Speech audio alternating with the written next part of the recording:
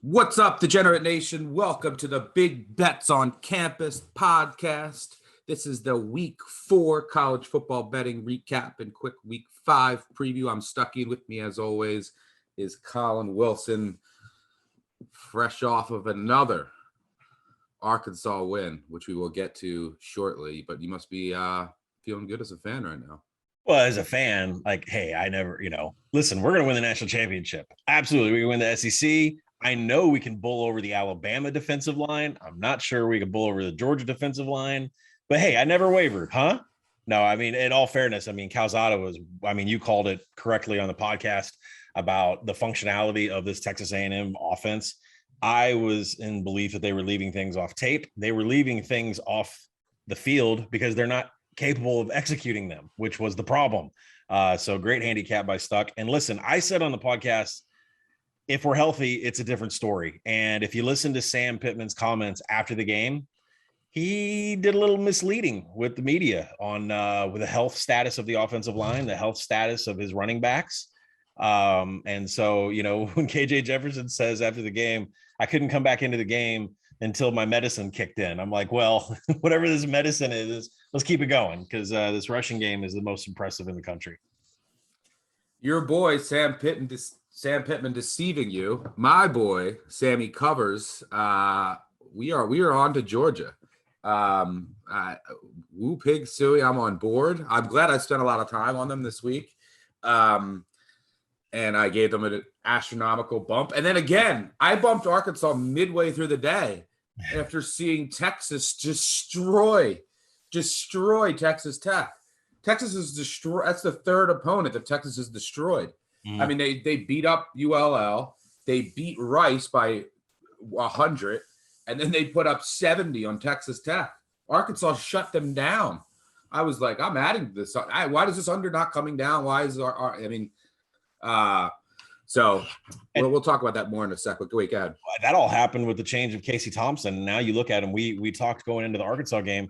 They had played 2 games and not had a single explosive drive. Casey Thompson takes over quarterback. Half their drives are explosive. Yesterday, doubled the national average in explosive drives. Maybe it's just Casey Thompson, or maybe the players are comfortable with the play calling, but amazing turnaround there at Texas. Yep. We have one game on Thursday we'll talk about, and then we'll talk about some of the lines or games that we have circled for next week. Some good spots already that have popped up. La Tech, baby. But we'll get to those. But before we we'll recap our cards, talk about best call, worst call, bet, regret. But before we get to all of that, we have some voicemails. And I usually don't listen to them. Colin listens to them ahead of time a lot. And I like to be surprised, but I actually listened to them this week because I wanted to see if Minor Nation guy called in. He did, which I was happy to see him. It was like an ex that you missed that calls you. As soon as I heard his voice, I was like, oh, it's nice to hear from you. That pompous El Paso motherfucker. All right. House.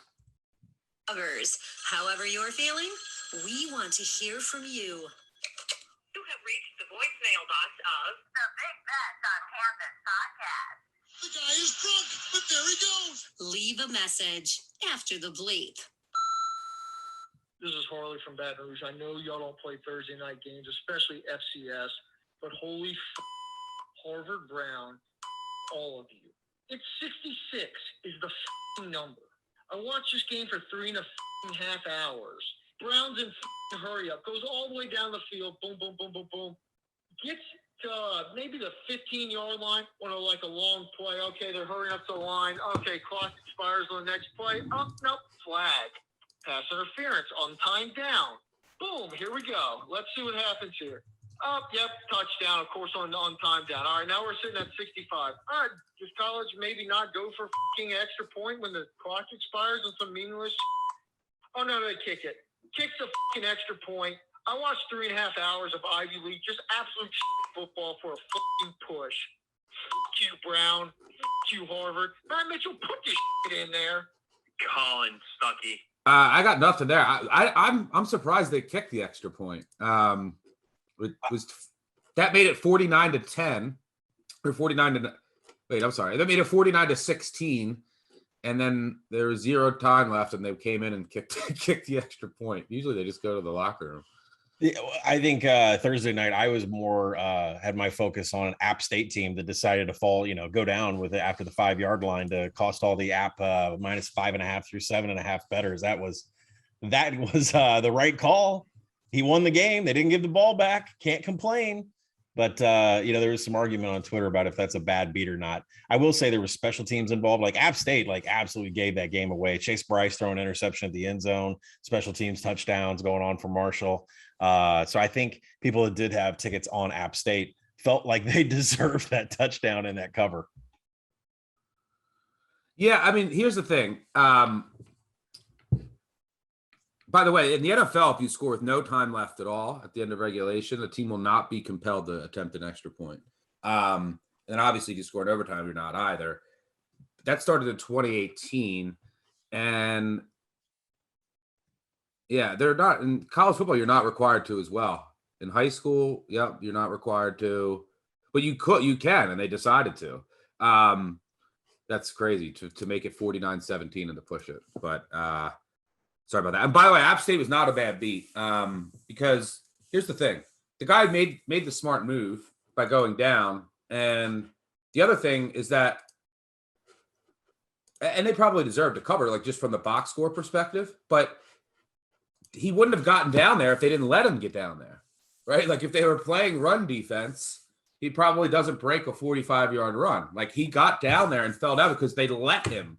That's what you have to remember. It's not like he broke the run. It would have been different if he broke it, and then I'll be like, all right, even though it was still a smart move, I'll give you a little more leeway if he broke through it and then but they were letting him. That's the reason he was down there. Anyway, moving on from Ivy League. I got to crack a beer for this one. Tough one tonight. Liberty team total over 9 wins on the year, and then they met Syracuse. Orange men. I thought this was an easy win, but when you're calling the equivalent of 3 straight fullback dives in Madden 08, you're going to lose this game, Hugh Freeze. I mean, what was that play call on the goal line? What are you doing? How do you not get any points there? I mean, Jesus Christ. Colin stuck. Always get calls on Friday night games. I watched that entire game. And even with no money on it, I wanted to check out Liberty and Syracuse with Schrader. Garrett Schrader got the start. They're Army now. They were they're shotgun Army. They ran the ball 53 times and threw it for 70 yards. And Liberty, Hugh Freeze had a terrible game. Early in the game, Liberty has awful special teams. Awful.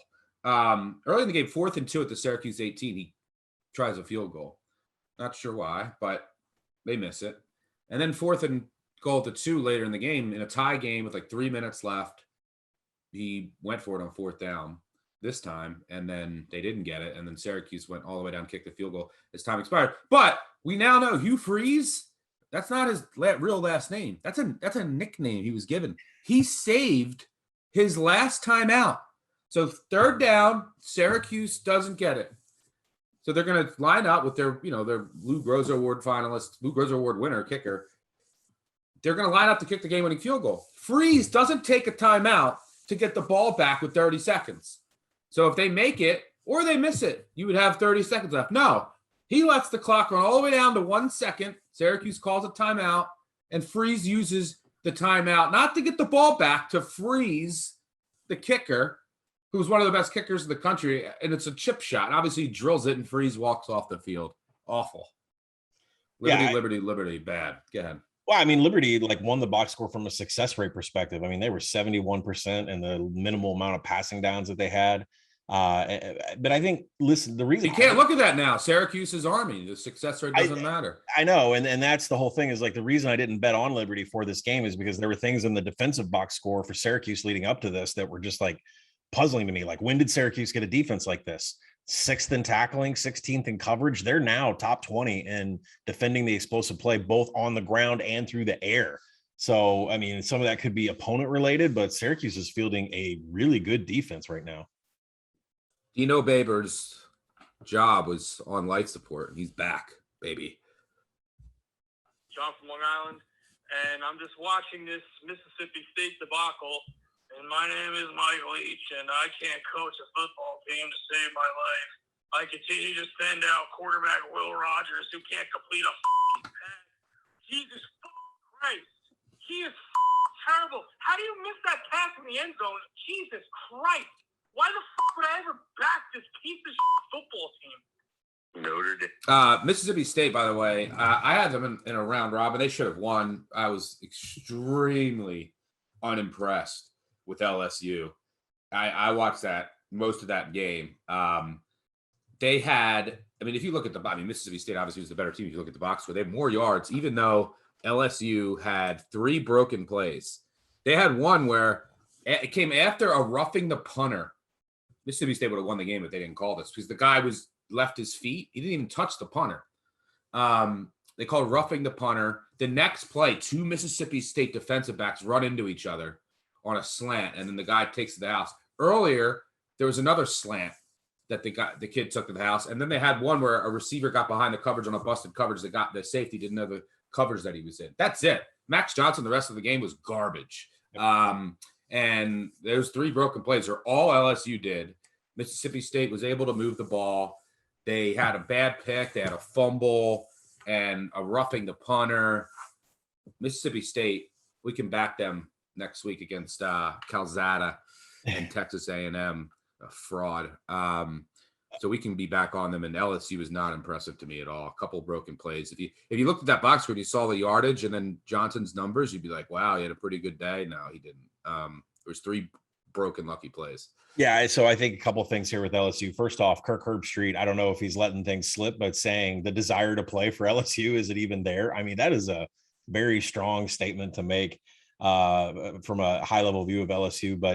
And I know that the success rates were pretty much national average-ish, and Mississippi State's was even more. Mississippi State was able to move the ball all day, 63% of their drives, 2+ first down rate. That means they are successful in zipping up and down. I wouldn't say they're very fast, but they're way over national average in 2+ first downs. And of course, methodical drive percentage, which is how many drives did you have that had at least 10 plays? LSU, 0 methodical drives, national average. Couldn't run the ball. They ran the ball 27 times for 63 yards. Yeah, and they have no explosiveness in the backfield whatsoever. They were stuffed on 40% of 25 rushing attempts. That is well above national average. Mississippi State shutting down the LSU rush. There's so many problems in Baton Rouge right now. It shocks me. The UCLA game was one thing, but now we're having questions about desire to play and key defensive stars not, being out before the game kicks. So got some things going on down in LSU. It's going to be tough to back them from an investment standpoint. We might be on Bo Nix season on the road, or maybe TJ Finley. We'll get to that. People on these voicemails won't be. I can tell you that. And then maybe we'll be on my Cats, Kentucky, in 2 weeks at home against LSU. But we have a lot more games to get to before that. And Wisconsin under Graham Mertz. Eat a bag of never again. You. I was wondering if I could get both of your guys' picture along with Brett McMurphy holding that Cover Like a Champion sign that he held on the pregame show earlier, all while you guys were holding your losing Wisconsin tickets, wearing a Drew Pine jersey. Not only did the favorite lose, but they lost to a third-string quarterback as well. Come on, y'all. What a joke. Oh, you want to hear the you want us to call in and give you guys for your picks? Colin, are you kidding me? -5 Wisconsin. I don't even want to hear, oh, box score fraud. 2 big sixes into the game. They never had a chance. Never had a chance, bro. Hey, guys. All right. Well, yeah, we talk about how the games go here. That's what we do. We don't just look at the final score. Never had a chance. The Wisconsin was leading in the 4th quarter. Yeah. And then there was a kick return for a touchdown, 2 picks. Notre Dame, 242 total yards of offense.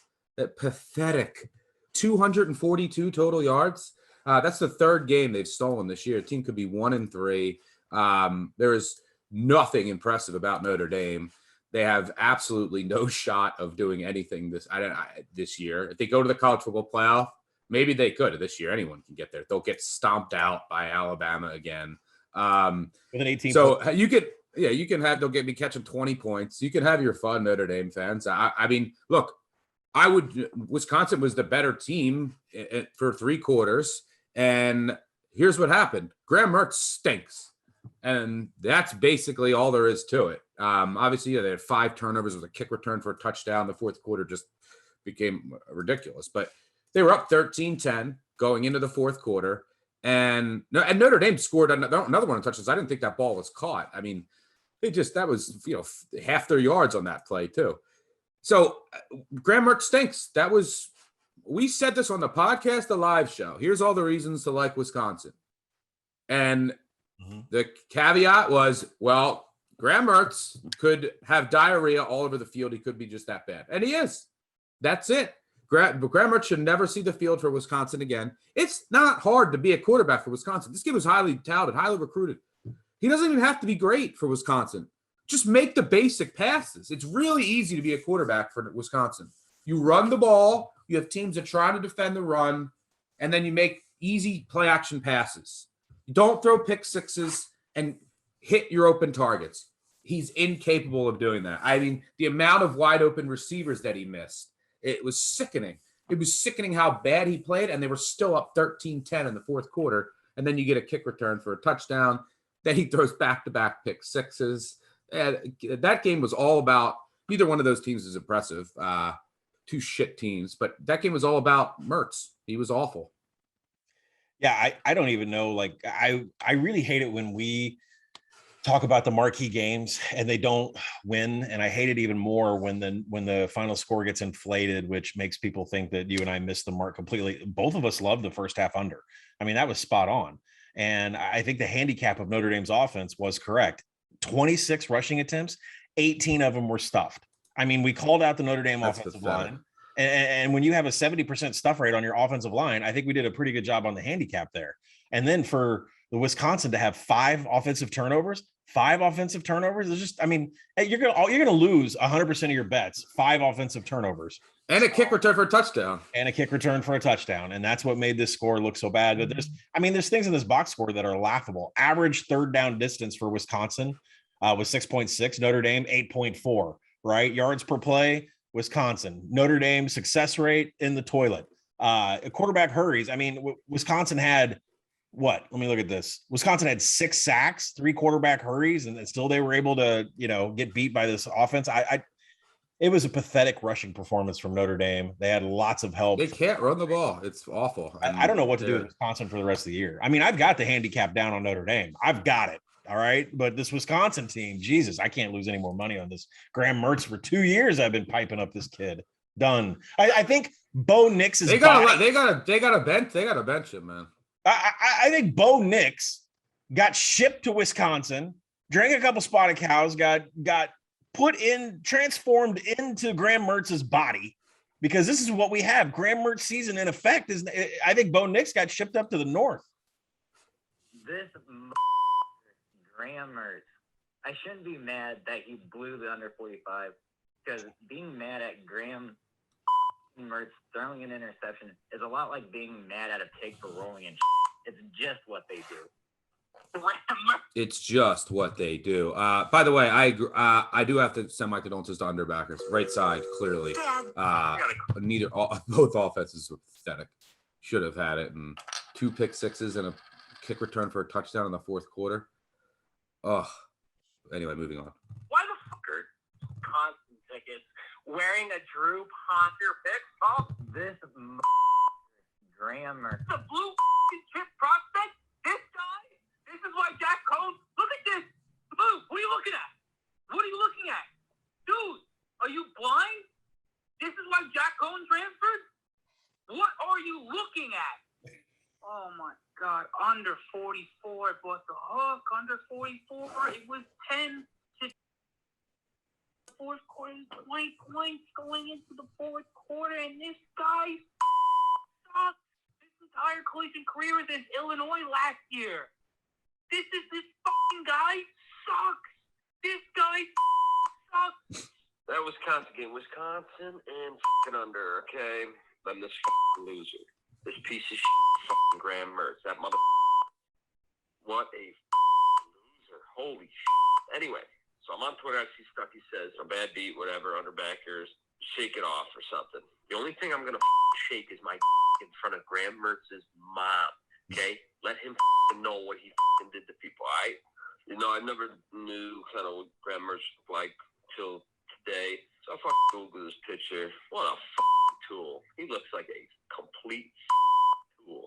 I hope his girlfriend watched this game. Just getting watched her loser boyfriend. Him. Gentlemen, the only thing I'm going to say besides Big Murphy is if Arkansas hangs on here at third quarter, I need Colin to go for at least a minute. Goodbye. By the way, Colin does have a hat on that says pigs. So we'll say that satisfies your request unless you want to snarl. But I feel like College Game Day is going to be in town, and there'll be enough video of me snarling all over. I may be in mud. I don't know. We'll figure it out. Georgia hosts the Hogs in the game of the weekend. Is that at 3:30 next weekend? Is that the No, I got the damn Jefferson Pilot kickoff, the 11 a.m. Central. I mean, how does that happen? No, they're not changing that. I guess because they have Georgia slated. They only do they have to do every team or something at the 3:30 slate. Yeah. Wait, what the hell is that? Yeah, it's at noon. Yeah. Oh my God. I mean, what a screw up by everybody that's participating in ratings. What a screw up. Well, I get Ole Miss Alabama is at 3:30. Wow, what an SEC afternoon. I can't fault them for that because Ole Miss Alabama is. What about the nightcap? I would have put it at night, yeah. But I was saying that I the 3:30 SEC slate. That's one of the few games where I could argue, okay, Ole Miss Alabama can be over there. But yeah, at night we have, man, it's a great card next weekend. Auburn LSU. Oh, I would take Arkansas over Georgia over that any day. You know who's number one? Move Auburn LSU to fucking noon. Do you know who's number one in the nation on defense and against standard downs explosiveness, which is where Arkansas thrives? Georgia. You know who's who's top 25 and everything that you need against a rushing attack? Georgia. So there you go. Fading the Hogs again. It's a lot of points, man. I'm expecting so Stuckey and I are recording. The openers haven't come out. I've got it at 16.5. I'm pretty positive by looking around the landscape right now. It's going to be around 17. So this is going to be a tough handicap. I'll be back in my Hogs. Woo pig suey, baby. You can take Georgia. We'll be against each other again, and I'll try to get my Hogs to the window. All right, moving on. My Hogs. Next season is a nuclear winter. Holy. Guys, take all of the stats that you have on Bo Nix at Jordan Hare Stadium and throw them in the trash. I mean, I've never seen anything like it. You know what he looks like? He looks like Jack Zergiadis and Tommy DeVito and had a baby, and that was the quarterback that they produced. Bo Nix season is no longer in full effect.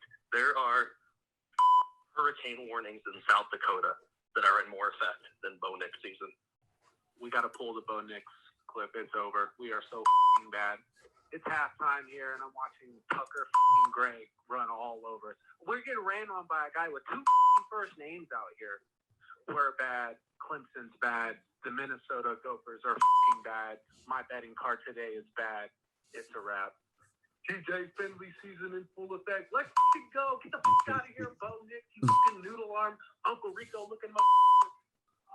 All right. So obviously, Bo Nix had people pissed off. Georgia State was up 24-12 at the half. And people, if you don't believe in situational spots in college with college kids, then you're not at least taking them into account. You're obviously doing it wrong. There's an art and there's a science to this, especially in college basketball. Go look at how Fresno started that game after that UCLA win for Exhibit A. And it's not blind. It's not blindly playing these spots. There's an art to it. And if you're not accounting for them, you're missing out on a key part of handicapping. But yeah, Auburn was sleeping early, clearly. And it was an awful spot. I thought it was a bad matchup. Georgia State actually ran it well, ran 47 times for 267 yards. And Bo Nix was 13 of 27 for 156 yards, gets benched. And then TJ Finley comes in and saves the day. Auburn scores 15 points in the fourth quarter to beat Georgia State by 10. So not the best showing for Auburn, but I assume a lot of that had to do with the letdown and, LSU next week. And they were just drunk early on. Yeah. And Bo Nix's adjusted completion percentage was about 57%, pretty his worst performance of the season. To come to I can't defend 13 of 27, but looking at the updated PFF numbers, he didn't have one turnover worthy throw yesterday. He was just inaccurate. And, Auburn burned us. I believe we we talked about it on the pod, and I put in an over 41.5 team total for Auburn. I just thought the Mike Bobo, Brian Harsin would score as many as possible after the loss. And, when you go 2.6 points per possession past the 40-yard line, that's not going to get it done. So bad game for Bo Nix. Should have been more. I figured this team was incapable of not scoring 50, putting a 50 burger on a lesser opponent, which Georgia State is. So wrong by us. They just came out flat. They only had 12. They still got the 34. They only had 12 points in the first half. Right. That's what doomed you. All right, moving on. This Mr. Bojangles Chicken calling for DJ Uy on the Big Stinko. We would like our money back for the NIL deal. Also calling for Bo Picks. Give us the money back for that sweet tea, baby. Clemson. By the way, this is what I spend September doing, trying to win money, obviously, and then trying to figure out where these teams are. And after you get like 3 or 4 games, you start to get a really good idea. And what I said with Wisconsin, my 2 worst calls of the day, I guess we can get there now, were Clemson and I'll say Wisconsin, because just Graham. But I said Graham Mertz, if he's this bad, they're going to lose, and he is that bad. And with Clemson-NC State, we outlined all the reasons why we like Clemson. I said Clemson's either winning 41-0 or they're going to lose outright, and I'm happy they did. Dabo, now the biggest proponent of the expanded college football playoff. He wants 24. He wants 24 teams now this year. He's demanding it. Clemson season is done. That offensive line is awful. DJ is not it. The offense is horrendous. And I can't believe they almost stole that game after NC State missed 3 field goals. Still went to overtime. A pathetic performance by Clemson, and they're done, people. Next week, BC comes to town with their backup, and who's been fine. Everyone's going to say Clemson's angry at home. Nope. I completely disagree. We'll talk about this later this week. I think Clemson's done. Like they're number one, I don't think they're very good. Number 2, they're cooked. Their season's over. This is Clemson. You're supposed to go to the college football playoff, and now you have a 0.0000000% chance of going to the college football playoff. Are you getting up for BC next week? I don't think so. I think it's the opposite of angry Clemson. I think that this locker room is done, and they're going to check out. And I wouldn't be surprised if BC wins outright. And BC is the best hope. BC and Wake Forest, they're ACC's only hope to go to the college football playoff. UNC lost by 24 to Georgia Tech. Miami finally got a win over who they play? Central Connecticut State. So the Blue Devils. ACC, Wake Forest and BC are the only teams you can trust in the ACC. Virginia's defense is so bad. It's very bad, but go ahead. Oh, yeah, I was going to say, Wake Forest was being offered 150 to 1 in Vegas.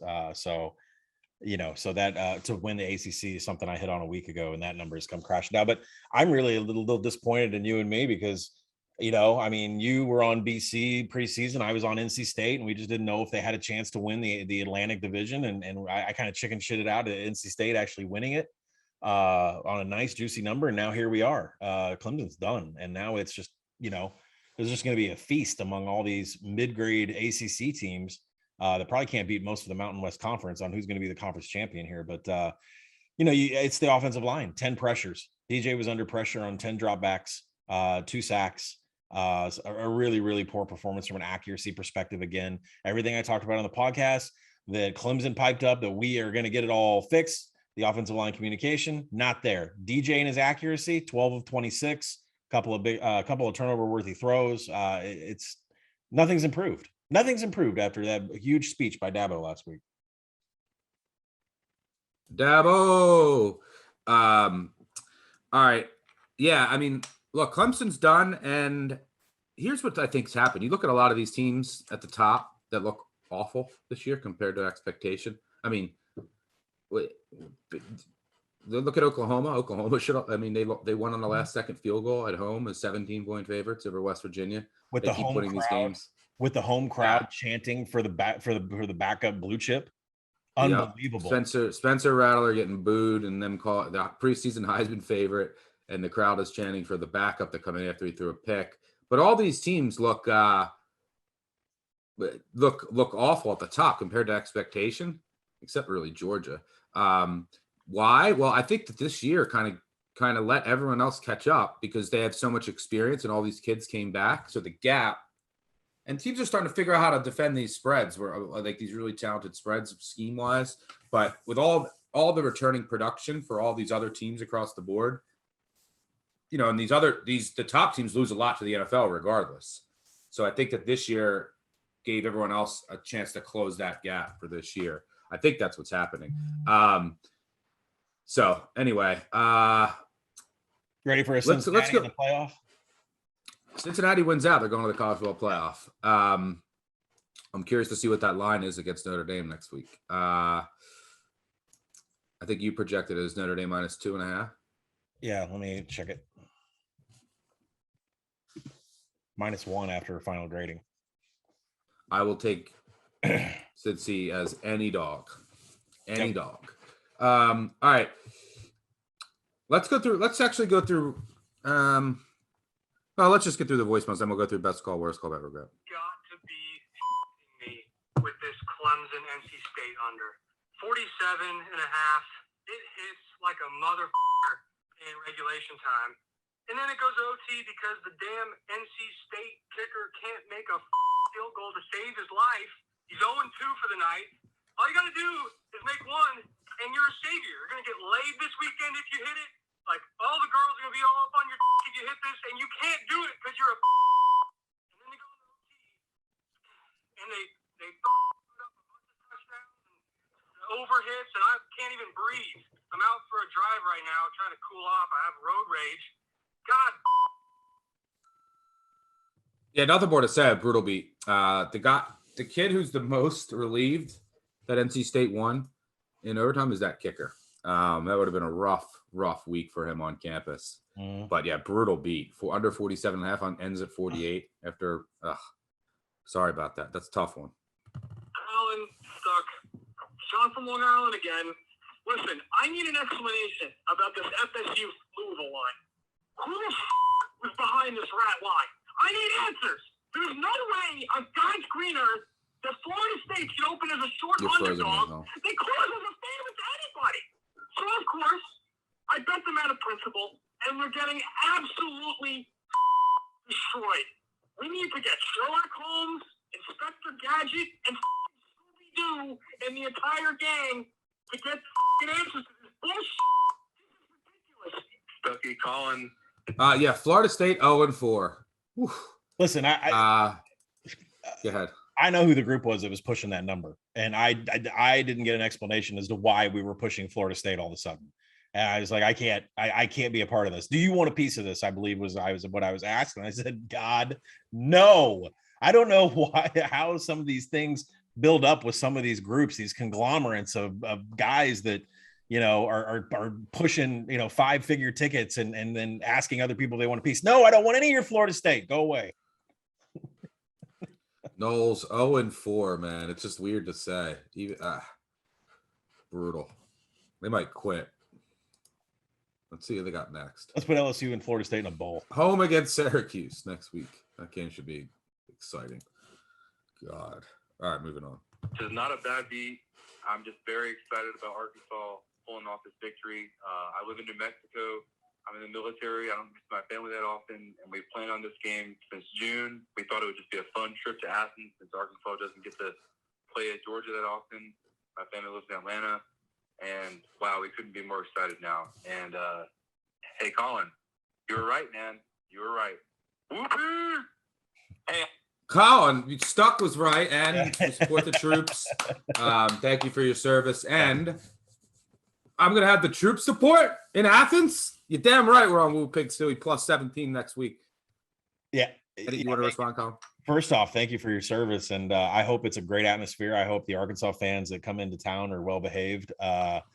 And, this is going to be a battle of what two teams do the best and maybe the best in the country. Arkansas runs the ball 70% of the time. They're plowing holes with their offensive line. Don't listen to anything Sam Pittman says this week about injuries, because he's probably going to come out and tell you about how hurt everybody is. I'm not going to believe it. And then there's Georgia. They are the best in the nation at stopping the run from all of the updated numbers in front of me. And that's where, the handicap is going to be. I think this is going to be a fantastic game. I think Stuck is right that this is just going to be too many points, because Arkansas has multiple ways to get points up on the board. So we'll see where the number lands. Projected at 17. Would love to get Arkansas over 17. Would love to. Welcome back. Welcome back to the pig pen, baby. I've been here all along. It's nice to have you back. All of a sudden, Stucky is Tusk. I wait till you see the Arkansas gear I have for our live show later on this week. All right, moving on. I'm just here to talk about Bowling Green football. 30-point underdogs, 4-0, last 4 times against the Big Ten. No respect. I need some respect for Bowling Green. Please give me respect for BG. Talk about it on the show. Thank you. I will. BG coming into the year, I had as the second worst team in the country. They're decent. I don't know what this defensive coordinator has done. Well, there's 2 things that have happened with Bowling Green. I'll get into it in a little bit after this win. Yeah, embarrassing loss for Minnesota. Bowling Green beats them 14-10 as 30.5-point underdogs in Minnesota. The rowboat has a hole in it. So I talking to Bowling Green, this defensive coordinator is doing a hell of a job with this defense. And they were super young last year, so they've obviously, and it was during a COVID year. You're going to have this with some teams. Their defense has obviously made a big jump from last year to this. But I think one of the biggest things that's happened, we talked about this in the preseason pod. We said the hope for Bowling Green is that McDonald, the Boston College transfer, he had surgery in the offseason. People used to call in on the voicemail and say, has this guy ever thrown a ball before? Right. It looked like he couldn't throw a football last year. And obviously he was hurt.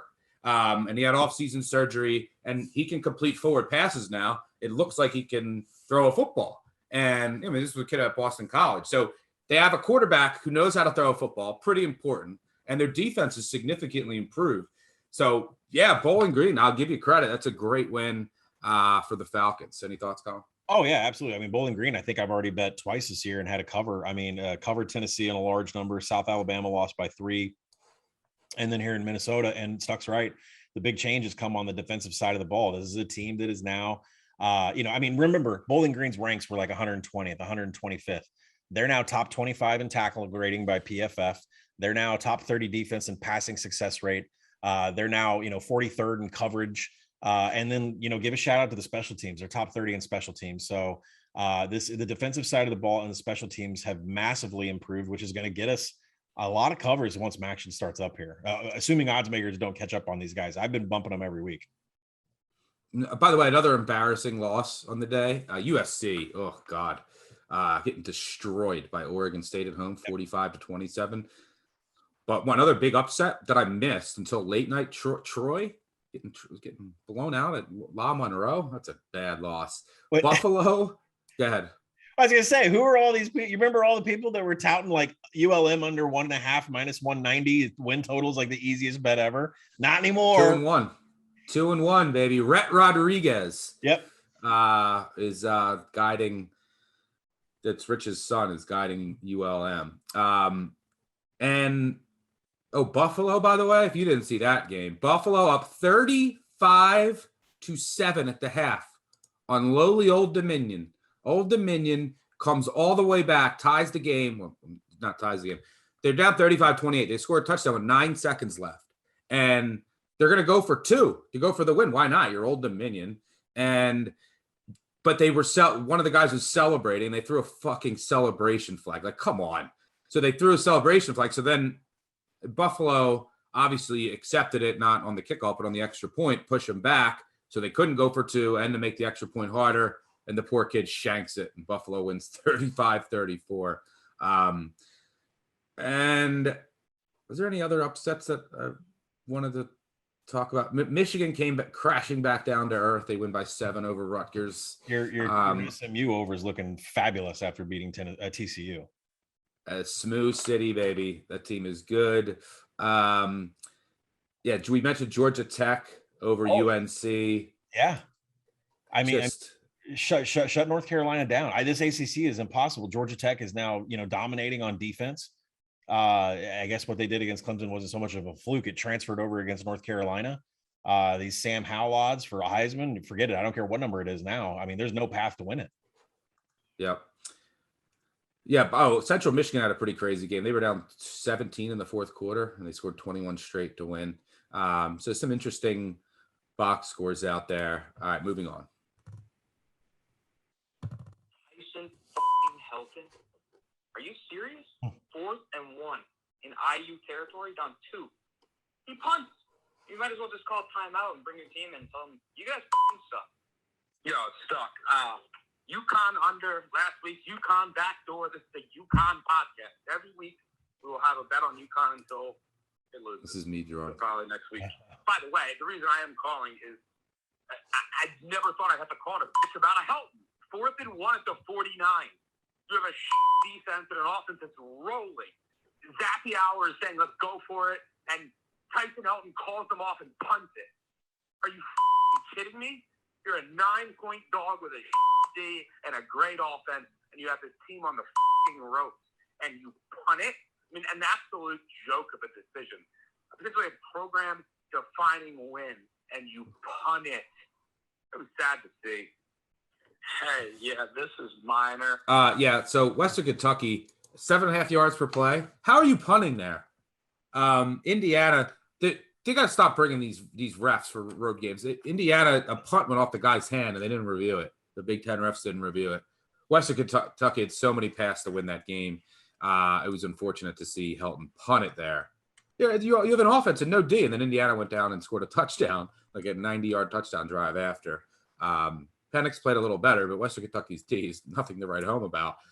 And that was a sad decision. Western Kentucky really had a path there.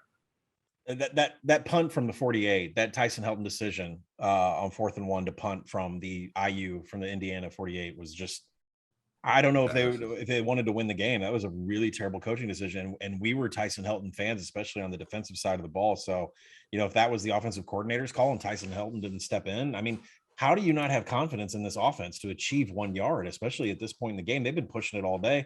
It's a Western Kentucky team that was 45% success rate in passing downs. That's 15% above national average, 70% in standard downs. That's like double the national average. I don't know how you're not going for a 4th and 1 with this offense. Pretty terrible call. But Western Kentucky, that was in our money line round robin parlay. One of the teams that could have joined Baylor and a couple others that we got home to the window. We will hit one of those this year. The goal is just to hit one. You need a couple breaks on a Saturday, but we'll get there. All right, let's close it out with our friend. Mother effing nation. And guess who's back? Colin, he's trying to be a sharp. He took our over 3 wins. Guess what? 4 games in, that's a push at worst. Minor mother effing nation just covered again. So all the haters out there calling in saying, hey, where's the minor nation guy? Because we had one bad game against boys that can eat a bag of shit. So if you want to win money, you just bet on minor mother effing nation. Yeah, this is Tyler from Dallas. But Minor Nation. Yeah. Thank you. I backed you. I was able to buy a 3. Got a little lucky. Wilson got hurt. 6 of the 8 top receivers for New Mexico were out. Colin is showing his UTEP helmet now. And but Minor Nation dominated that second half. New Mexico had 19 total yards before the last drive. So Minor Nation, yep, showing on the screen right now. We salute you. Thank you, Minor Nation.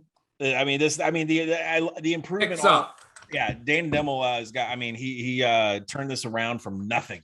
This was easily the worst team in FBS football 2 years ago. The reason I have the helmet is because we were easily cashing unders on these win totals. Now they're cashing overs for us.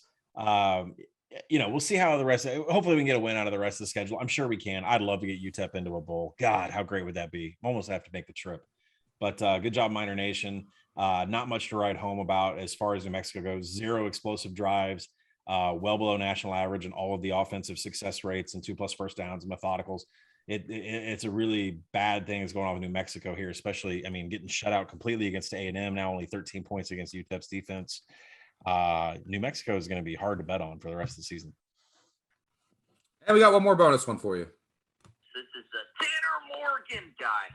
Yeah. Long life A&M fan. Colin, your reverse jinx worked. Are you kidding me? Who gives a shit? We got Zach Calzada. He's in the pocket. God, this is so frustrating, man. I'm never betting on Zach Calzada again. I swear to God. I love that guy's voice. You should do like a cartoon character. All right, so yeah, Calzada is bad. Well, let's go best call, worst call, bet, regret. Thanks for all the voicemails. They were spicy. Keep them spicy. I was happy overall with my day. It's anytime I can grind out any profit in September is a bonus for me. And I had some bad calls, some good calls. Let's recap some worst calls.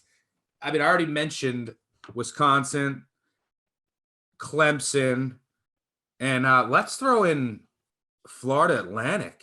Yeah. I don't know what happened there, but I don't know if it was the altitude. They got destroyed. N'Kosi Perry looked awful. I don't even think he hit 100 yards passing against this Air Force defense that gave up 600 yards to Utah State, and then Utah State only scores 3 points against Boise. And then Air Force just ran down their throats. It's a team that's seen the triple option twice in the last 2 years. They ran the ball, I think, 73 times for close to 500 yards. Dominant effort by Air Force. Salute you for that victory. Couldn't have been more off. That's one of those. I love those games. It just, I hate them, but I watched that first half and I said, see ya. That money is gone. Let's see. Do I have any other really bad calls? God, I hate you, Ohio, but I would bet you again. Yeah, that's it. Those were the 3 that were especially bad. Clemson, Wisconsin, and FAU. Best call, I'll go. You trumped me on this because you went first half, but UNLV, that was never in doubt. And the one I touted the most, Wyoming UConn under, by the way, was I just have to get my UConn shot at Illinois +3. And by the way, but I'll say my best call. I'll say my best call is the Texas A&M Arkansas under. But by the way, I didn't hear a damn thing from anyone walking out of Kinnick. All the Iowa fans, never heard from you. Where are you? You're calling in every week with these fluke covers. And you get another 4-yard touchdown drive after a dropped handoff. This has to end. But you never sniff a cover. Colorado State, loot. Iowa, again, that offense is dreadful. I can't believe we're going to have to watch Iowa play Wisconsin. That total's going to be 13. I'll bet the under. Anything over 13, I'll bet the under. No, honestly, it might be 37.5 for that game. Maybe we can get WynnBet to hang some punting props. All the over punting props for the entire bankroll. And then bet regret. Actually, well, I'll let you go first. Bet worst call and best calls. Yeah, best call. I'm going to start off with UCLA -4. Didn't waver on it when the point spread was obviously the market was screaming that Stanford was going to cover that game. A very fluky box score for the trees. I'm glad that UCLA could step up and not just only win the game and cover the 4, but covered it by an additional a touchdown, which was legit. Stanford going tempo with 20 seconds left to try to get a 50-yard field goal in the air to cut it to 8 there at the end. That was quite comical on the Pac-12 network. So I'm glad to see UCLA stand up on defense and actually get this win and cover for everybody. Worst call. We covered Clemson. We covered Texas A&M. We covered Wisconsin. I can't really say Tennessee was the worst call considering Mullen covered at the last minute. They were pushing to get another touchdown, win by 24. Tennessee, that's money pit. I'm so glad I'm done with it. I was about to bet them live and join you. Yeah. 3rd and 8, they're at midfield and they score a touchdown. And I was so mad. And I was like, all right, it's done. I'm not going to get the number. I wanted 21 or better. And then I turned that game off and I come back and see that Florida covered. I was like, oh my God, I'm so lucky that happened. I was shocked that Florida ended up covering that game. And Tennessee, the money pit, continues to just that team's frustrating. Well, I think we're single point in the second half again.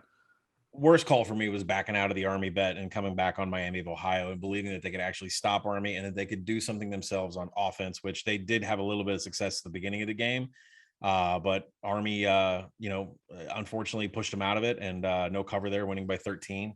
It was you just can't take teams that can't defend the rush and the triple option against Army, and I did that thinking that Miami of Ohio's offense could have the same kind of success as Western Kentucky. There's obviously a clear difference between those two offenses, so probably my worst call, along with saying under on Vanderbilt and Georgia, losing that, and Georgia scoring all the points and Vanderbilt getting 0, losing an under that way. That's why I tweeted out, like, if anybody's got eligibility at the University of Georgia, come on down and get a handoff. Bet regret by far. Texas, week ago, sat here on this very podcast, said they are now explosive. They are worth backing. Didn't even give them a look against Texas Tech. I thought the number was just right, around 9.5, 10. So bet regret there on Texas. Miami of Ohio, I think, really misses their best linebacker too, is out for the season. All right. My bet regret, I'll go. I don't really have, putting money on Graham Mertz, but as far as something that I didn't bet, not adding the Colorado State, Iowa fraud. That's it. I don't really have many. Baylor? Did you want? I could say best call was Baylor. We got Baylor in the moneyline round robin on the live show, and it was time to fade Brock. By the way, Brocktober season officially here. October's here, baby. October's here. I'm excited.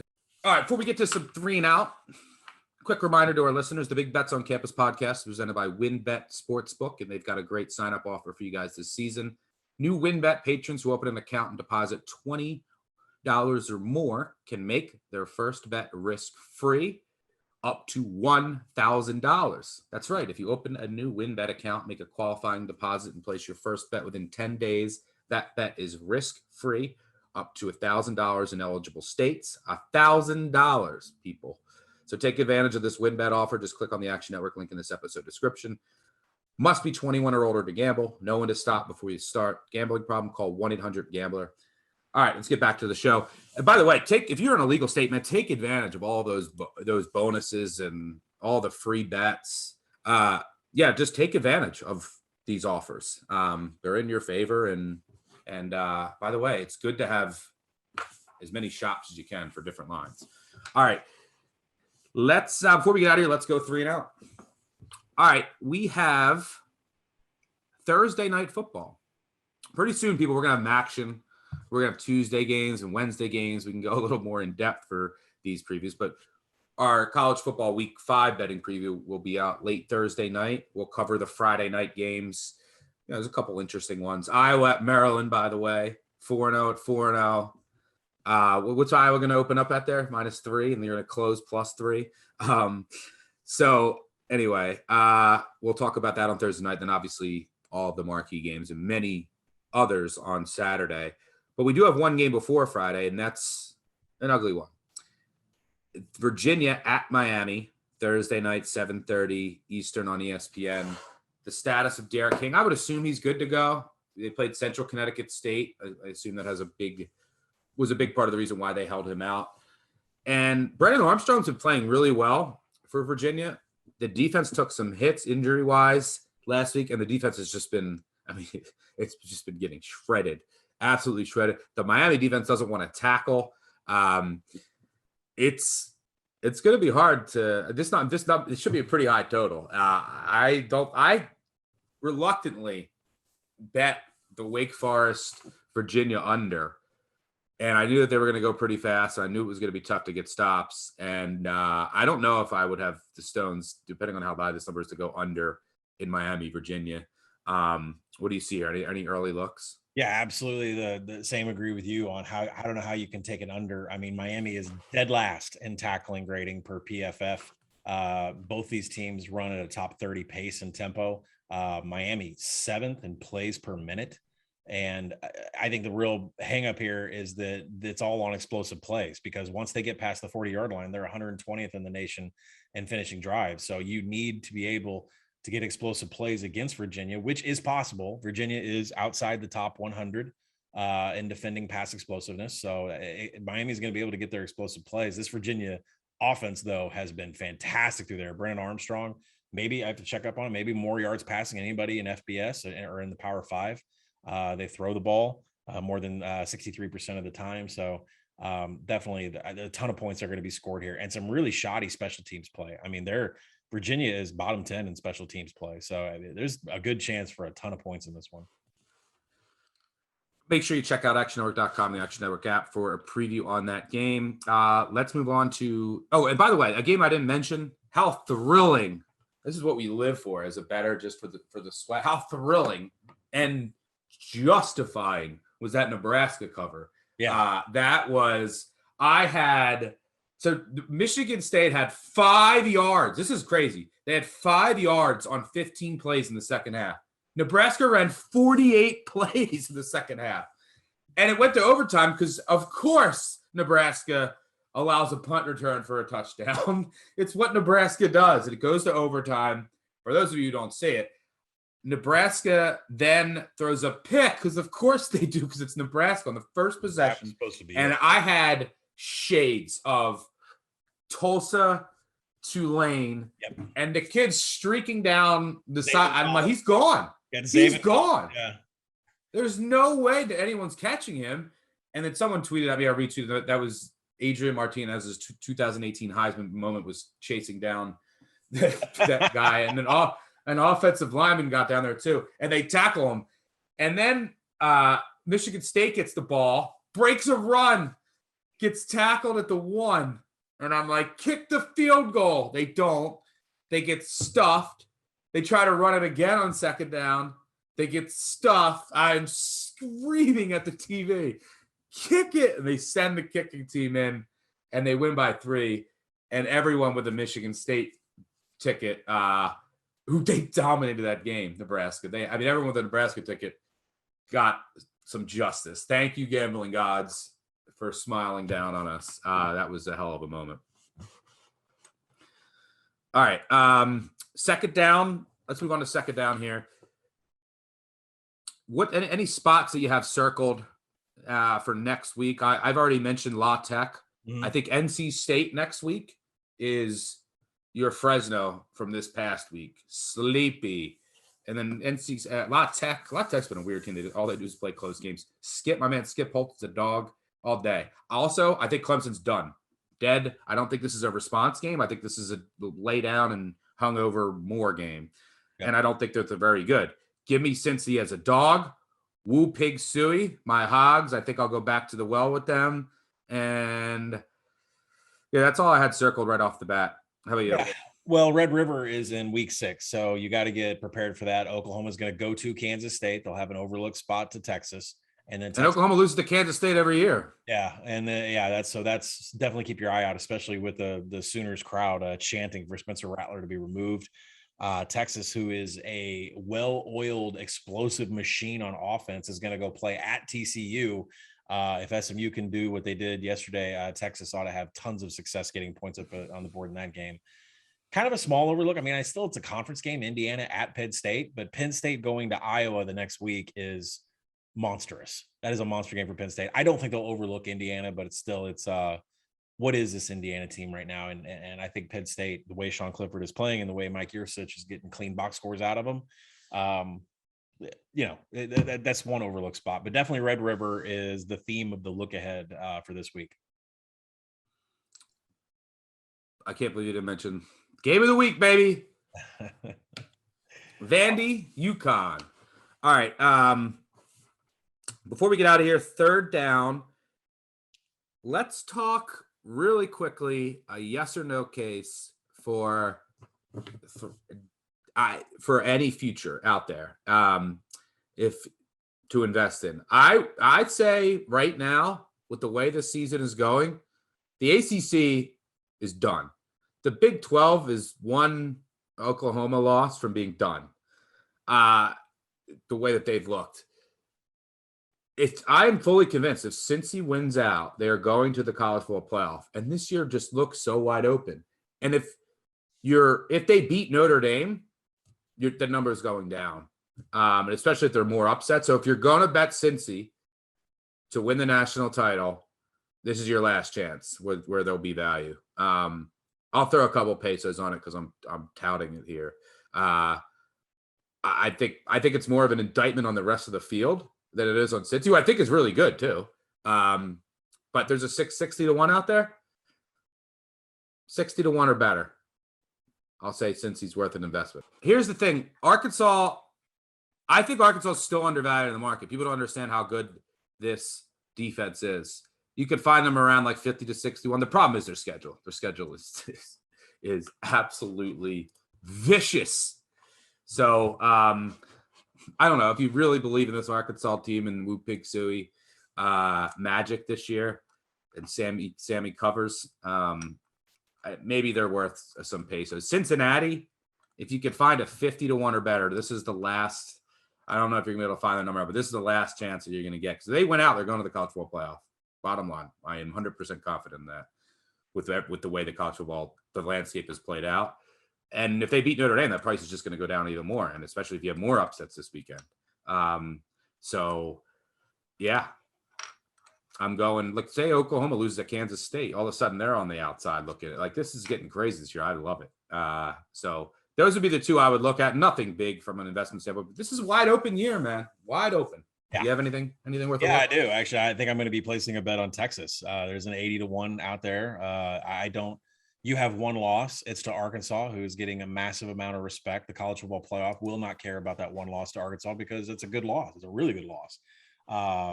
Sarkisian's coach. And obviously that number will just plummet if they beat Oklahoma in 2 weeks. Yeah, and Coach Sarkisian has turned it around from an explosive standpoint. I think he's got his offense in place. You look at this, they are now 16th in big play rate. Their passing expected points is now 8th in the country. Defensively, they're top 15 in defending the explosive pass, 24th in coverage. Seeing some Sark show up here, some Saban-like numbers with the middle 8, 7th now in middle 8. There's a lot of good things here that Texas has turned around. From an offensive line standpoint, they're top 30 in havoc allowed. This is a team that can beat Oklahoma. This is a team that could survive the Big 12 gauntlet of playing everybody. And I think Texas definitely deserves attention at 80 to 1. I think I might join it. The problem is, can they get focused this week and not lose at TCU? TCU coming off a loss. That's a tough spot. But yeah, I don't mind that look at all. All right. Thanks everyone for listening. It's time for us to go get to work for next week's card. It's Brocktober. It's October, baby. We got some good data now to work with. 4 games in for a lot of these teams. This is my favorite time of the year besides bowl season. So it's time for us to go get to work, try to find some winners for y'all. Appreciate y'all listening. Appreciate y'all calling in on the voicemail. All right. By the way, Matty Haas, 5 stars, splitting up the podcast is a great idea. And then Fade Public. He is talking shit on our producer for the sound drops. We love our producer on the sound drops, but we're going to send you some gear for doing that. Now you'll have to reach out to the producer that you talk shit on to get your gear. So leave some reviews and make sure you subscribe, unsubscribe, tell a friend, tell an enemy. We appreciate all of you listening. We'll catch y'all later in the week. Cheers. Peace out.